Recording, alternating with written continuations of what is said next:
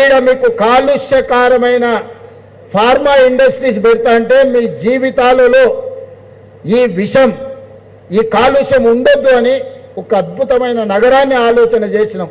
దాని పేరు future city పెట్టుకున్నాం. కొంతమంది పడనోళ్ళు నచ్చనోళ్ళు ఉంటారు, కడుపులో నొప్పినోళ్ళు కూడా ఉంటారు. ఫ్యూచర్లో నాయకుడు ఫ్యూచర్ సిటీ కడతాడంట అని నేను చెప్పదలుచుకున్నా. మీరు ఏడ్చుకుంటూనే ఉండరు, నేను చేసుకుంటూ పోతూనే ఉంటాను. మీ ఏడిపే మీ ఆర్తనాదాలే కుటుంబం అంతా కూర్చొని పెడబొబ్బలు పెట్టి ఏడుస్తుంటే అధికారం పోయిందని నా చెవులకు సంగీతం వినిపించినట్టుగా ఉంటుంది. శంకరాభరణం సినిమా చూసినట్టు అనిపిస్తుంది నాకు వాళ్ళ ఏడుపులు వింటుంటే.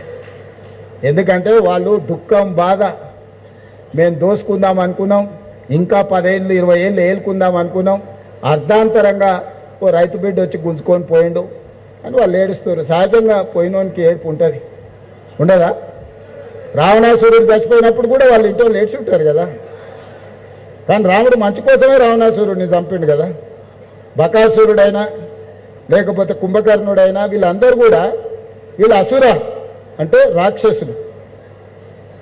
అట్లాంటి వాళ్ళందరికీ కులగురువు శుక్రాచార్యుడు.